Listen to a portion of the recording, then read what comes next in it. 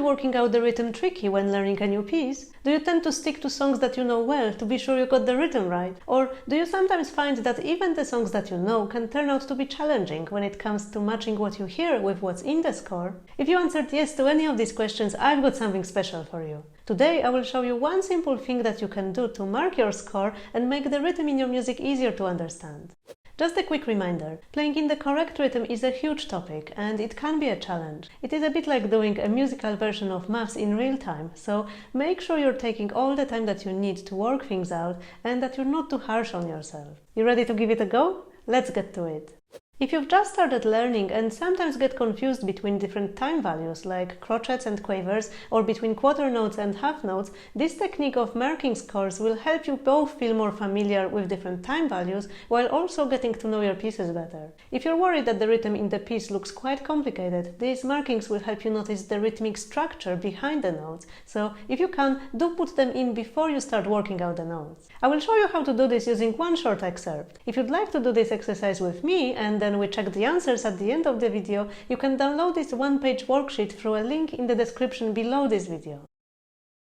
You can start writing your markings in with a pencil so you can easily correct things or move the numbers around if needed. The first step is to check how many beats will you need in each bar. To find out, you will be looking right at the beginning of your piece and you will need to check the top number in your time signature. In this case, the top number is 4, which means we will need 4 beats. Where do we put our beats will depend on the time values that we've got in the piece. In the worksheet with the exercises, you will also find a handy table where you will see the basic note values and how many beats they get. For example, a quarter note, also known as a crotchet, like the one on the treble clef at the beginning, will get 1 beat. So we can write in 1 directly underneath between the first note of the right and left hand, as they both will play on this first beat. Because our first note in the right hand will last only this 1 beat, the next note will have to come on the second beat. So we can write in already 2 under the next note. We can see that this is also a quarter note, so it will also last throughout this 1 beat. Because it will sound only throughout the second beat, you can already write in 3 right underneath the next note. The one that's coming next is a half note, also known as a minim, and this one will last 2 beats, so it will last throughout beats 3 and 4. Let's write in number 4 to the right from 3, roughly halfway between the minim and the bar line at the end of this bar. There are no more notes in the bar, and we've put in all of our 4 beats, which means we've got this right for the right hand. Just to be sure, we will check what happens in the left hand, which only has 1 note at the very beginning. You can find it in the table, and once you see that it's a whole note or a semi-brief, you will know that it lasts for 4 beats. This means that everything is fine, as this 1 note will fill the whole 4 beats of our bar. 1, 2, 3, 4, 1, 2. We've completed the first bar of the exercise, and if you want, feel free to give it a go and add your own markings to the remaining 3 bars. You will find the link to the worksheet in the description of this video, and we will check your answers together at the end of this episode, so stay with me until then while I'll share with you some more tips about marking rhythm in your score. Something which I personally believe is very important is to write in all the beats. This will help you make sure that you've done your music maps correctly. And even more importantly, through this, you will be able to make sure that your playing is accurate. For example, in the first bar, your last note of the right hand gets played on the 3rd beat and then lasts throughout the 4th beat. Even though nothing happens on that 4th beat and you might think that you might as well skip it, if you do this, you're risking forgetting about making that last note longer. If your brain doesn't see where the 4th beat is, it will assume that there is nothing there to pay attention to. So please trust me and do put all the beats in, even if there's nothing to play. This also applies if for any reason you need to write in some more beats in addition to the main numbers. For example, if your piece has some 8 notes or quavers, like here. As you can see, we've got 2 8 notes or quavers at the beginning of bar 2, and as each of them gets half a beat, I've added the and sign between the numbers, marking it as a plus. So when I will be counting out loud, I will be reading 1 and 2 and 3 and. Sometimes I see some people marking the end only where they get the quavers. While you may manage with such markings okay when you're more advanced, at the beginning I would encourage you to put all the ends in, all the pluses in, even where you don't get quavers. And if you don't want to put them in for the whole piece, at least put them all in the bars where they happen. Many students at the beginning tend to miss the last plus of a bar. For example, in a bar with 3 beats, they would count 1 and 2 and 3. This probably has sense when you think about the spoken language, where we say, for example, I went to the shop and got apples and oranges and bananas, and of course we wouldn't say and after the last item. But in music you really need this. Otherwise you're going to make things unnecessarily difficult for yourself by missing this last bit and feeling that you have to rush for the next bar. So make sure you do your best writing all the bits in. Sometimes this may require squeezing your markings in a little bit. You will not have to do this in this exercise, as I made sure to space out the notes well, but unfortunately sometimes score editing limits and restrictions mean that notes are not quite spaced out visually to allow enough space for the counting. If you're marking a score like that, it's even more important that you make sure to include all your numbers. If the brain doesn't see some of them, and it also seems that there is less space, it will even more likely interpret this as less time needed and make you go to the next bar or beat too quickly. Try to be quite accurate about where you put your markings. I know that it may sound like a little bit of a silly thing to say, but sometimes when you see the number a little off this way or the other, your brain can get a bit doubtful about where exactly this note is supposed to be played, and you don't want to make yourself confused. If you find that even with all the beats marked in, you still find playing in rhythm challenging, which is not an unusual thing by the way, you can help yourself by highlighting the beats that you play on. The simplest and most straightforward way that many harpists use is circling the beats where you play, and this will work really well in these exercises.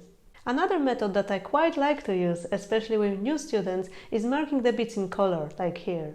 Marking in color is also useful in situations where your left and right hand play quite different rhythms, and then you can use 2 different colors to mark where they are playing, like I did here.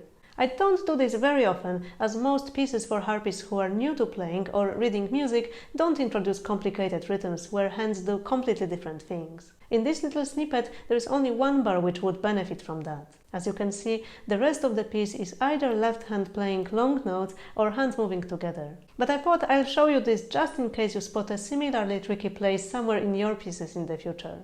Having your score prepared this way will definitely help you see more easily what happens with the rhythm. This will also be really handy if you decide to focus on practicing just the rhythm. If you watched the previous episode of the Coffee Break Harp, you have heard me explain how trying to work out both the notes and the rhythm at the same time can lead to overwhelm if you've just started learning to read music and this knowledge is not yet something that comes to you naturally. If you feel that the whole thing is really tricky, make sure you watch this video and check in with yourself to see if by any chance you may be trying to do too much. Just to reassure you, it's perfectly fine to start with working out the notes and the patterns before you add the rhythm. Similarly, it is also a really good idea to work on just the rhythm, without the notes, and marking a score like that will be a really great help. If you want to practice the rhythm by, for example, counting out loud the beats while clapping or tapping the rhythm on your lap with one or both hands, having your score marked like that will be a great help.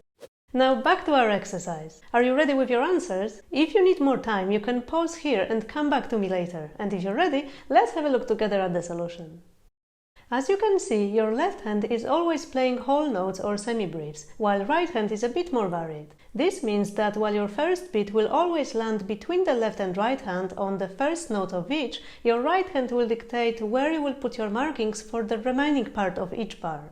In the second bar, our first note is a half note with a dot, also known as a dotted half note or a dotted minim, and if you check the table you will know that it lasts 3 beats. This means that we will have only 4th beat left, and that works out all okay since we've got a quarter note, also known as a crotchet, at the end.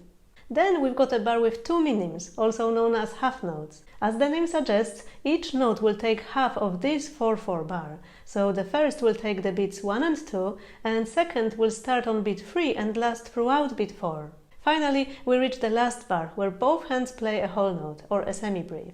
As I said before, I would usually put the beats all the way until the end, because in case of this last bar and a last bar in any piece, this means that you know exactly when you should be damping. 1, 2, 3, 4. 1, 2, 3, 4. 1, 2, 3, 4. 1, 2, 3, 4.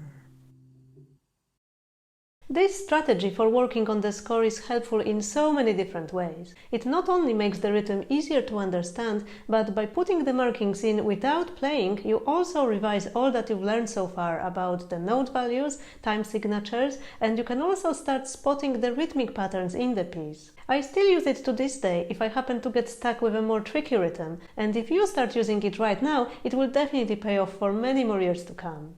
When you prepare your score this way, you will also find it a lot easier to match what you hear, for example on a recording, to the rhythm that you see written down in a score. And what's more, it will make it easier for you to take over counting out loud and be able to find the speed that works best for you. So you won't feel that the only way to get the rhythm right is to play at the same speed as the recording. Especially with some more challenging pieces, the best thing you can do at the beginning is to practice slowly and take as much time as you need to let everything sink in. Knowing what happens in the rhythm and having it clearly marked in the music will make a huge difference at these early stages.